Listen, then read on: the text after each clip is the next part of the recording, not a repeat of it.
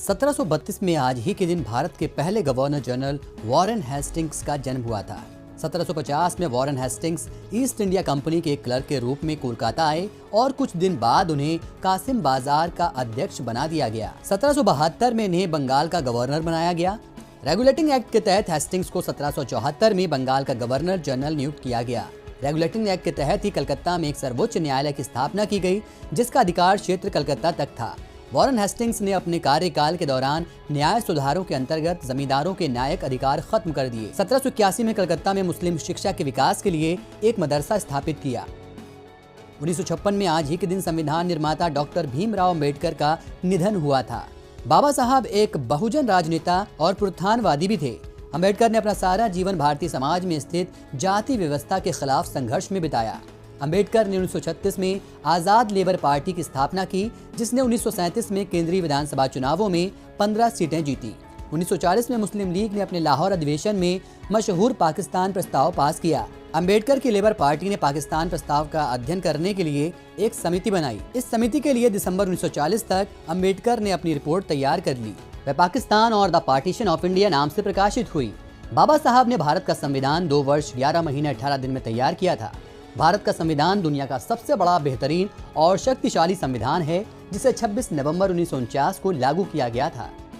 1978 में आज ही के दिन स्पेन के नागरिकों ने 40 साल के तानाशाही शासन के बाद लोकतंत्र की स्थापना के लिए मतदान किया था।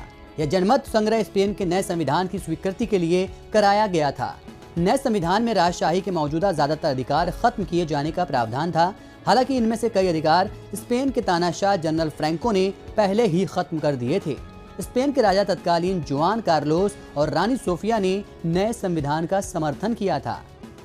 और 1992 में आज ही के दिन अयोध्या की बाबरी मस्जिद तोड़ी गई थी। इस घटना के बाद भारत में भयानक सांप्रदायिक दंगों की शुरुआत हो गई।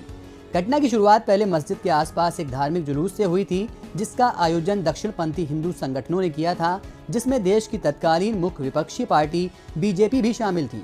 हिंदू बाबरी मस्जिद के स्थान पर एक मंदिर बनाना चाहते हैं, क्योंकि उनका मानना है कि उनके आराध्य भगवान राम का जन्म वहीं हुआ था। घटना के बाद पूरे उत्तर भारत में सुरक्षा बल की तैनाती कर दी गई थी और हाई अलर्ट घोषित कर दिया गया था।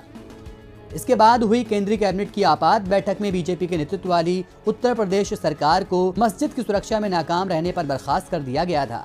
राजनीतिक दलों ने इस मुद्दे को कोर्ट के जरिए सुलझाने की बात कही और फिर अदालती कार्रवाई शुरू हुई। लंबी सुनवाई के बाद इलाहाबाद हाई कोर्ट की लखनऊ बेंच ने 2010 में विवादित जमीन को 3 हिस्सों में बांटने का फैसला सुनाया।